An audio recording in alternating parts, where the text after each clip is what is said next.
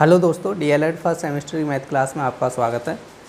देखिए, आज हम लोग पवन सीरीज को पढ़ने वाले हैं। जो राजन सीरीज चल रही थी वो कंप्लीट हो चुकी है और आज से स्टार्ट हो रही है पवन सीरीज।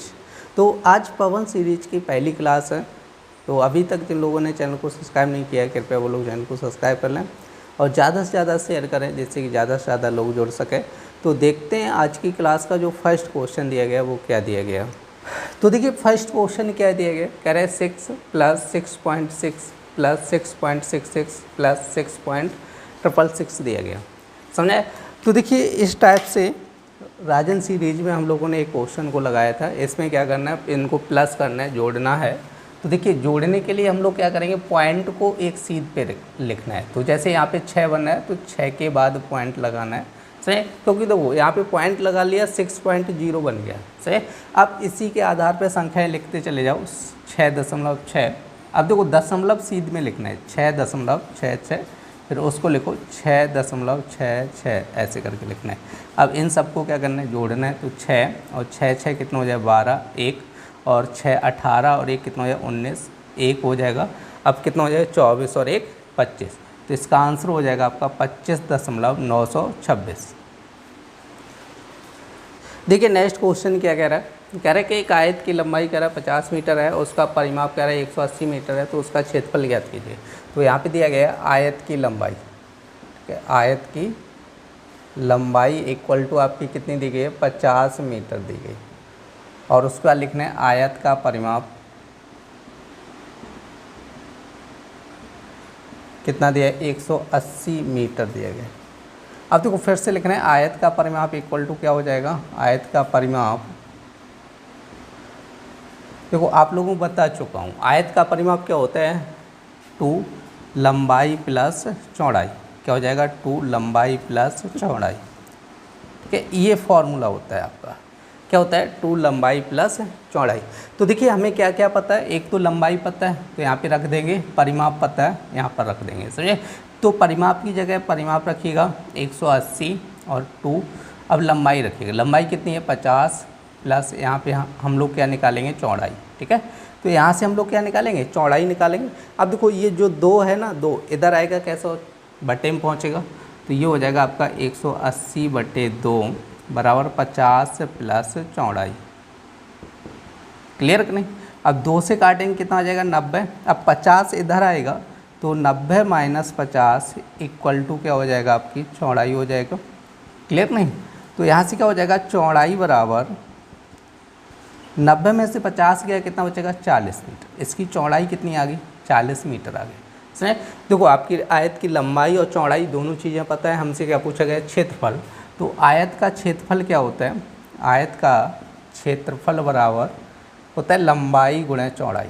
ध्यान रखना है, आयत का क्षेत्रफल क्या होता है, लंबाई गुणा चौड़ाई। तो अब आप लोग देख लो, लंबाई कितनी दी थी, 50 मीटर, चौड़ाई कितनी आई, 40 मीटर, तो गुणा कर दो। अब देखो यहाँ पे 5 × 4 करो, कितना हो जाएगा, 20 और 2 0 ये, तो ये बन जाएगा 2000 वर्ग मीटर।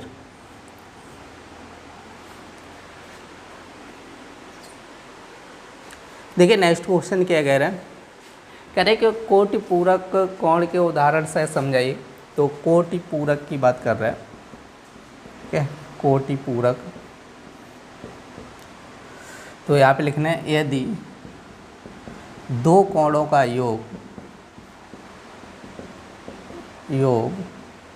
90 डिग्री हो तो उसे कोटि पूरक कहते हैं। ठीक है, अब जैसे उदाहरण लिख लो इसके। जैसे यहाँ पे उदाहरण क्या लिखना है कि जैसे एक कोण आपका 30 डिग्री है। ठीक है, एक कोण कितने डिग्री है, 30 डिग्री है, तो दूसरा कोण कितना डिग्री हो जाएगा, 60 डिग्री। समझे? तो ये दोनों एक दूसरे क्या बोले जाएंगे, कोटि पूरक कोण बोले जाएंगे। क्या बोले जाएंगे, कोटि पूरक कोण बोले जाएंगे। समझे? जैसे एक 30 डिग्री है तो दूसरा कितना होगा, 60 डिग्री होगा। जैसे यहाँ पे मान के चलिए एक है आपका 40 डिग्री, तो दूसरा कितना हो जाएगा, 50 डिग्री। तो ये दोनों क्या बोले जाएंगे, कोटि पूरक बोले जाएंगे। और यही आपसे पूछ रहा था कि कोटि पूरक की डेफिनेशन लिखनी है और इसके उदाहरण भी बताने हैं। तो ये दोनों उदाहरण हो गए। देखिए नेक्स्ट क्वेश्चन क्या कह रहा है, कह रहे हैं कि 4 अंकों की सबसे बड़ी संख्या और 3 अंकों की सबसे छोटी संख्या का योग ज्ञात कीजिए। तो यहाँ पे लिखना है 4 अंकों की सबसे बड़ी संख्या। ठीक है, 4 अंकों की सबसे बड़ी संख्या कौन सी हो जाएगी, 9999।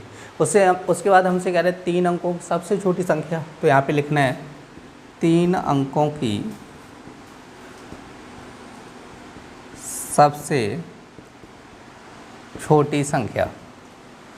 तो देखो सबसे छोटी संख्या कितनी होगी, 1 के बाद आपको क्या करना है, 2 जीरो लगा देने हैं। सही, ये 3 अंक हो गए, 1 2 3 अंक, इसमें 4 अंक कह रहा है तो 4 काउंट कर लो, समझा है। और ये सारी चीज़ें आप लोग समझ चुके होंगे। ठीक है, तो हमसे पूछा है योगफल, क्या पूछा गया है, योगफल। तो योगफल क्या करना है, दोनों को जोड़ देना है। तो 9999 प्लस 100। तो देखो पहले तो ये 99 रहेगा, 9 और 1 10 हो जाएगा, 9 और 1 10, तो ये हो जाएगा आपका आंसर।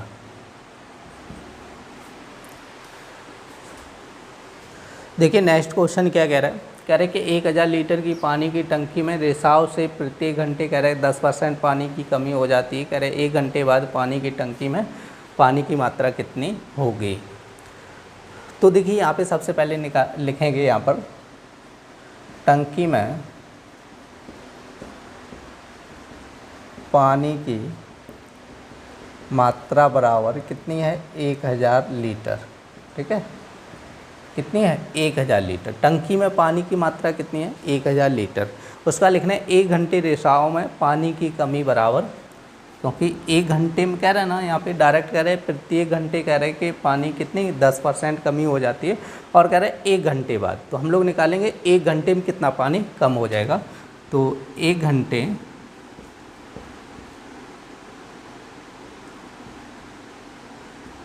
में रिसाव से कम हुआ पानी बराबर कितना, देखो पहले कितना था, 1000 था ना। तो 1 घंटे में रिसाव की वजह से क्या होगा, पानी कम होगा, और कितना कम होगा, 10% होगा। तो टंकी में कितना था, 1000 लीटर था, तो इसका 10% क्या हो जाएगा, कम हो जाएगा। तो आप लोग 10% कम करो तो कितना कम हो जाएगा, 100 लीटर कम हो जाएगा। ठीक है, तो अब यहाँ पे हम लोग निकालेंगे 1 घंटे बाद बचा पानी, मतलब टंकी में 1 घंटे बाद पानी कितना बचा वो हमसे पूछा गया था।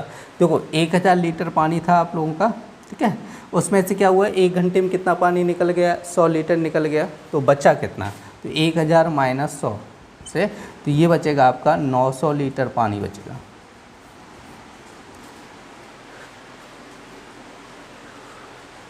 देखिए नेक्स्ट क्वेश्चन क्या कह रहा है, कह रहे हैं कि 4 अंकों की बड़ी से बड़ी संख्या की कह रहे उत्तरवर्ती या अनुवर्ती प्राकृत संख्या लिखेगा।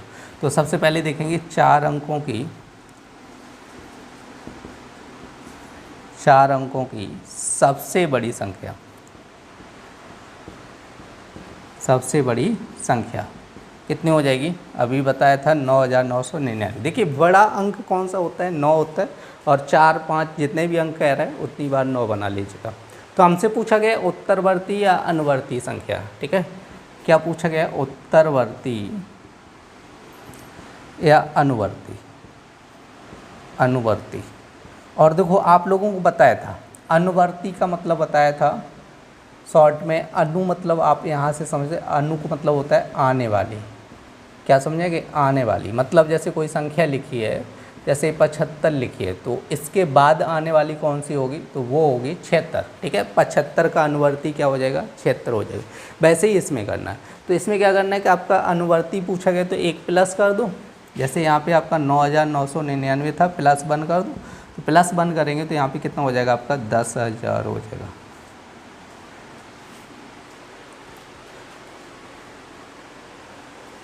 देखिए नेक्स्ट क्वेश्चन क्या कह रहा है, कह रहे हैं कि 1,2,5 से बनने वाली 3 अंकों की सभी संख्याएं लिखिए जबकि कह रहे हैं अंकों की पुनरावृत्ति ना हो। तो हमसे कह रहे हैं कि 1 2 5। ठीक है, तो सबसे पहले देखेंगे, देखिए इनकी पुनरावृत्ति का मतलब ये होगा रिपीट नहीं होने चाहिए। सही, कोई अंक रिपीट नहीं होगा, केवल एक बार यूज होगा। तो एक बार यूज होगा तो पहले तो ये बनेगा 125 बन जाएगा। ठीक है, 125 बन जाएगा, और दूसरा बनेगा 152 बन जाएगा। ठीक है, 125 152। अब दूसरा बनेगा यहाँ पे देखो 215 बन जाएगा। ठीक है, 215, और फिर बनेगा 251। ठीक है, फिर यहाँ पे बनेगा 512 और 521 बनेगा। लेकिन लगभग यही 6 अंक बनेंगे, मतलब 6 संख्याएं बनेंगी। आप लोग देख लेना, अगर और भी बन रही हैं तो आप लोग बना लेना। तो यहाँ पे 6 ही बन रही हैं। ठीक है,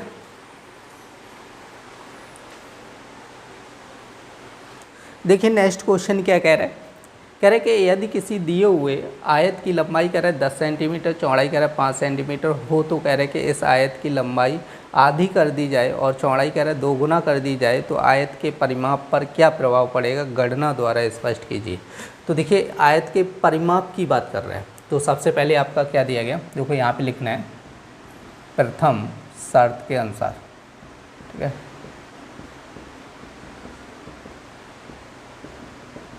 देखो पहली शर्त के अनुसार क्या हो जाएगा, यहाँ पर आयत की लंबाई कितनी दी गई, आयत की लंबाई कितनी कह रहा है 10 सेंटीमीटर। ठीक है, उसके बाद आपके आयत की चौड़ाई कितनी कह रहा है, आयत की चौड़ाई 5 सेंटीमीटर कह रहा है। तो यहाँ पे निकालेंगे हम लोग आयत का परिमाप। क्या निकालेंगे, आयत का परिमाप। और आयत का परिमाप क्या होता है, 2 लंबाई प्लस चौड़ाई। क्या हो जाता है, 2 लंबाई प्लस चौड़ाई। क्लियर नहीं, तो यहाँ पे 2 और लंबाई कितनी देगी 10 प्लस 5, ये हो जाए 2 और 15, 15 दूनी कितना हो जाएगा 30 आएगा, 30 सेंटीमीटर। ठीक है, तो इसका जो परिमाप आया वो कितना आया, 30 सेंटीमीटर आया। अब यहाँ पे लिखना है द्वितीय या दूसरी लिखने ना, द्वितीय शर्त अनुसार। अब देखो दूसरी शर्त क्या है इसकी, कह रहे हैं कि यदि इस आयत की लंबाई आधी कर दी जाए, तो यहाँ पे लिखना है आयत की लंबाई